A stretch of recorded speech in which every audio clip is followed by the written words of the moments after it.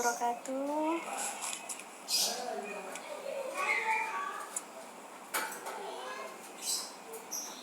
Halo, assalamualaikum warahmatullahi wabarakatuh. Baiklah, kali ini saya Nurul Anjar Prastiwi akan hadir dalam live IG TDA yang selalu dinantikan setiap hari Senin, Selasa, dan Rabu. Dan kali ini pemateri kita yakni ada dari Daeng Fakih akan membahas tentang digital marketing masa social distancing. Nah, ini sebelum saya mulai, saya mau absen dulu siapa yang hadir. Halo, dari Tulungagung datang, Bandung, Makassar.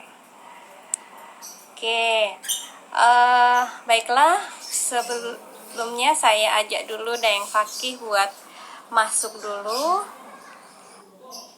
Nah, tentu menjadi dari Cilegon. Wah, ada dari Bogor ini, tetangga. Bima juga datang. Oke, ini dia. Halo, assalamualaikum. Waalaikumsalam warahmatullahi wabarakatuh. Ini kedengaran ya suaranya? Aman ya? Aman. Apa kabar, Daeng?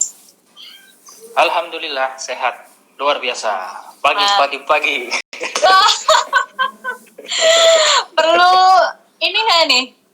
Joget-joget Mars TDA dulu nggak? Nggak usah. Habis durasi. Oh, siap. Oke, ini Daeng Fakih. Siapa lagi yang nggak kenal ya tentang Daeng Fakih? Beliau sebenarnya udah artis TDA papan atas. Ngeri. Dan beliau ini di TDA ini udah nggak asing lagi karena dari zaman bahula ya udah di TDA ya. Dari zaman itu masih Soeharto, Pak. Waktu zaman Soeharto masih sudah di TDA saya itu. Pernah jadi Kadif baru waktu itu. Pernah jadi Kadif EPI, kemudian di TDA Makassar, kemudian juga sekretaris TDA Makassar, sempat jadi ketua wilayah juga, kemudian di Dirpelang ya dulu ya, anggota, terus tahun ini di 5.1, sekarang di 6.0 sebagai direktur. Ini sebenarnya direktur saya ini. Pimpinan saya ini. Baik, tanpa panjang lebar ini saya langsung ya ke Daeng. Nanti teman-teman yang ingin bertanya bisa langsung nulis ya. Nanti ini enaknya gimana, Daeng? Mau materi dulu atau bisa di tengahnya ada pertanyaan atau seperti apa? Mungkin materi dulu aja kali ya, nanti pas paling ini ya paling sedikit lah gitu. Karena slide-nya cuma 13. Oh, siap. Dan penjelasannya mungkin yang 130 menit kayaknya. Mantap. Katanya kalau dari live IG itu pada siap untuk sampai subuh deh. Gitu. Oh iya, baiklah. Oke, kita mulai ya, langsung ya.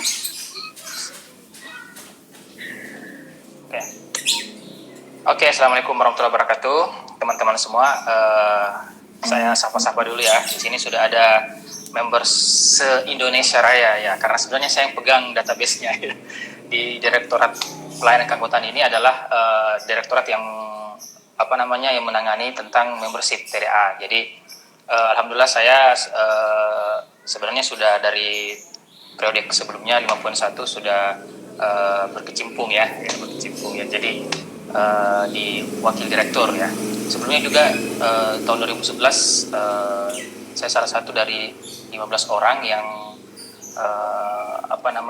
yang mendirikan atau yang melaunching TDA Makassar waktu itu tahun 2011. Nah, saat ini aktivitas saya adalah sebenarnya banyak sekali di dunia digital marketing. Nah, olehnya itu saya sangat kaget juga sih waktu disuruh sama Mbak Rira bagian Epic ya. Dir Epic Markom maksudnya ya.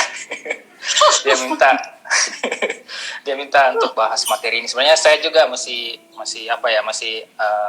lagi recovery sih ya. Lagi proses cari celah gini karena memang setelah wabah ya, saya kan benar-benar merasakan itu pas di tanggal 16 Maret. Itu benar-benar langsung terjadi perubahan ya. Sampai saya buat update status waktu itu, saya bilang hanya Tuhan bersama orang-orang yang invoice-nya belum dibayar gitu. saking parahnya konsep seperti ini, saking parahnya wabah ini ya, semua lini bisnis itu menjadi berubah gitu, terutama yang ada di jasa, di dunia training dan sebagainya. Oke. Mungkin langsung saja ya. Oke. Siap. Oke, saya ucapkan terima kasih kepada Mas Ananto. Mas Ananto ini adalah salah satu mentor saya dan banyak diskusi tentang digital marketing karena beliau orang riset ya. Jadi saya izin beberapa hal juga mengambil data dari beliau. Oke. Jadi yang perlu kita pahami bahwa COVID-19 ini memang sekarang lagi viral. Bahkan viralnya orang sampai cek berita itu sampai dia kala-kala waktu sholat ya 5 kali sehari gitu. Jadi pagi-pagi langsung cek lagi berapa jumlah yang positif gitu. Mau tidur cek lagi berapa jumlah yang positif itu. Saking orang jadi parno seperti itu. Nah, di sini di data yang ditulis atau yang di riset oleh Indonesia Tracker. Jadi ada 85% orang aware dengan COVID-19 ini dari mereka mendapatkan informasi itu dari sosial media, dari Facebook, dari Instagram, Line dan sebagainya. Kemudian 83% itu dari TV, dari berita di TV, kemudian dari WhatsApp, kemudian artikel-artikel online yang kayak detik.com dan YouTube. Nah, kemudian 15% yang not aware, jadi tidak begitu mengetahui atau tidak terlalu memahami atau tidak terlalu I don't care lah seperti itu. Mungkin ini masyarakat bukan netizen ya seperti itu. Nah, ini yang perlu kita pahami. Nanti sebentar saya akan bahas ke bagaimana akhirnya terjadi perubahan atau tren digital marketing ini ketika kita masuk di wabah gitu. Dan ada beberapa tips-tips juga nanti yang di akhir sesi nanti saya akan share. Ini pengalaman saya ya. Bisa juga nanti kalau ada teman-teman yang kasih saran atau kasih masukan, silahkan. Next. Bisa dilanjut Mbak filenya Mbak ya. Ya. Nah, ternyata COVID ini membuat orang-orang, ada yang tanda kutip yang membuat kepanikan gitu.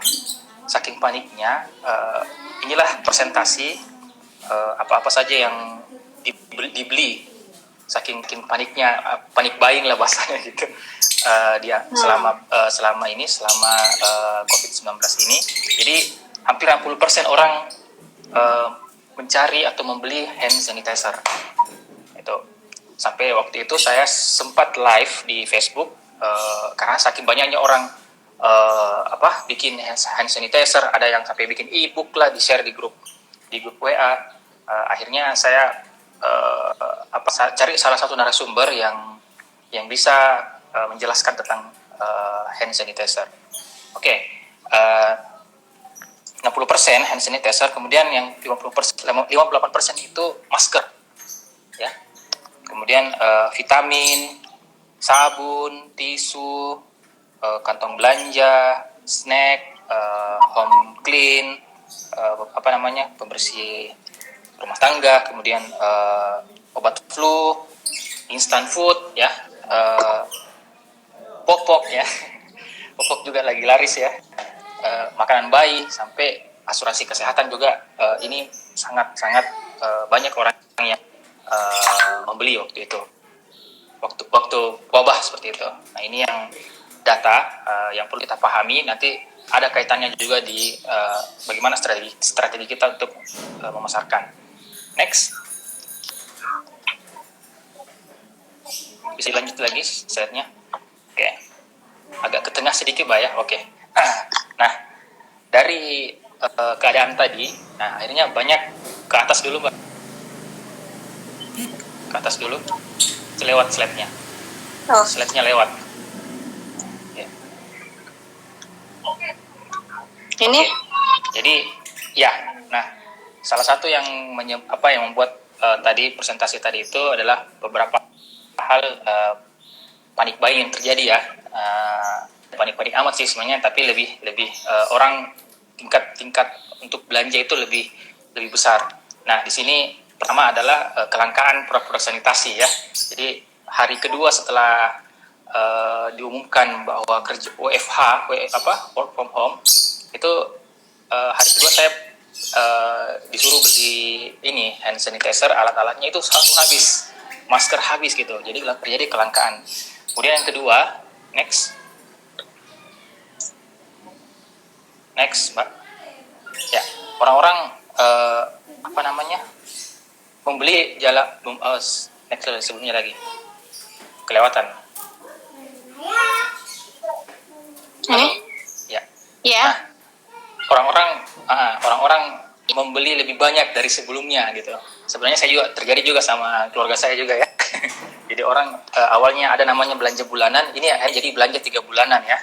Jadi saking orang ya karena ada arahan dari pemerintah untuk kerja dari rumah, beribadah dari rumah, ya seperti itu. Jadi akhirnya orang membeli, people buying lebih banyak daripada sebelumnya. Kemudian next. Ya, berikutnya adalah perubahan aktivitas. Ya, ini perubahan aktivitas yang terjadi. Ini agak kecil mungkin tulisannya, tapi saya coba akan baca. Jadi ada terjadi shifting, ya, perubahan pola hidup sebenarnya, gaya hidup atau pola hidup yang sehat gitu. Jadi orang sangat kebiasaannya menjadi sering mencuci tangan, kemudian sering mengkonsumsi air putih, kemudian makan buah dan sayur. Nah, ini perhatikan ini data-data ini nanti kita akan bahas apa saja peluangnya, apa saja strategi yang kita bisa bangun. Kemudian orang mengkonsumsi vitamin lebih tinggi 48%, kemudian obat flu 30%, kemudian konsultasi ke dokter itu 30%, dan aktivitas olahraga dan fitness. Kemudian orang meninggalkan kalau tadi di atas adalah shifting, orang yang cenderung untuk melakukan di bawahnya itu kategori declining. Nah, ada tadi seperti yang terjadi di teman-teman yang ini itu adalah nonton di bioskop itu berkurang, meeting sama teman berkurang, kemudian dan sebagainya lah, seperti itu. Next, ke bawah lagi.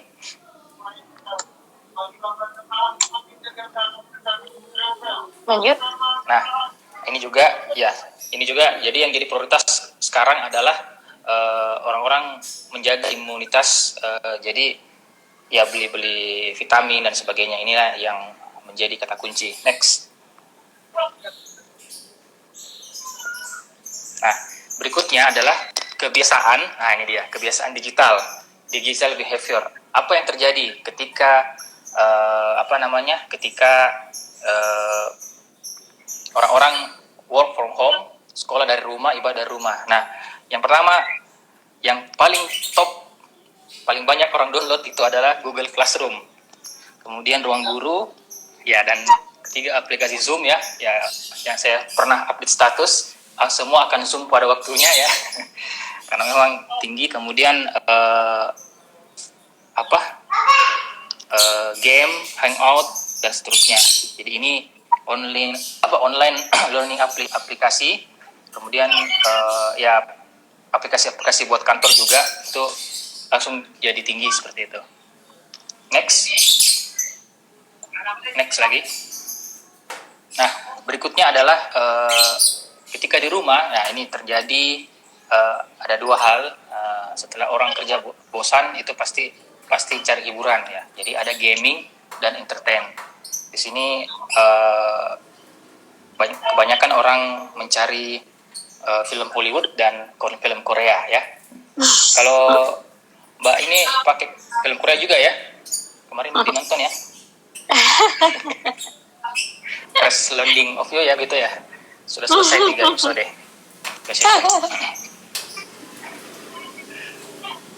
Oke. Ya. Nanti di pertanyaannya sudah banyak yang bertanya ini. Ya, summary-nya ini bisa teman-teman baca. Karena ini bahasa Itali ya. Coba di atas dulu, balik dulu, Mbak. Ini? Nah, ini summary-nya ya. Jadi intinya gini, saya mau sampaikan bahwa mau tidak mau teman-teman pelaku UMKM atau teman-teman pelaku bisnis akhirnya akan digital marketing gitu. Akhirnya memilih pemasaran digital. Kenapa? Karena ya orang sudah dibatasi ruang geraknya secara offline. Jadi yang kemarin bahkan anak saya yang usia preschool itu sampai dia bikin Zoom, sampai ada meeting Zoom-nya sebelumnya gitu, belajar dari Zoom gitu. Apalagi kita yang pebisnis gitu. Jadi mau tidak mau digital marketing ini menjadi salah satu hal yang dipaksakan ya, sebahasa tanda kutip dipaksakan. Nah, apa-apa saja next. Ya, apa-apa saja yang menjadi yang perlu diperhatikan dalam digital marketing ini ala work from home. Yang pertama adalah terjadi yang namanya remote team. Jadi yang biasanya meetingnya offline, sekarang akan dibiasakan untuk bekerja atau meeting secara remote seperti itu. Nah, biasanya di sini teman-teman nanti bisa menggunakan aplikasi pendukung kayak apa lagi namanya nih? Ya salah satunya tadi Zoom sama Trello ya. Trello juga itu untuk buat remote team. Yang kedua, bagi teman-teman yang saat ini berjualan ya, jualan offline, maka sekarang itu yang kedua yang perlu diperhatikan adalah menambah layanan delivery. Gitu, menambah layanan delivery karena layanan delivery ini salah satu value yang sangat dibutuhkan oleh konsumen saat ini. Yang ketiga, nah ini personalisasi pelanggan. Apa maksudnya personalisasi pelanggan? Kalau dulu kita menganggap pelanggan itu di digital marketing sebagai sebatas follower dan sebatas likes fanpage, misalnya apa ya, kayak Mbak, halo Mbak. Iya, Mbak Nurul. Iya, Mbak Nurul. Kalau dulu misalnya main Instagram, bikin caption di Instagram itu sangat formal ya, gitu ya? Iya, betul. Sangat formal. Nah, mulai sekarang adalah kita sekarang mulai membuat konten-konten di Instagram, di Facebook, benar-benar itu ada personal touch-nya. Jadi rasa personal.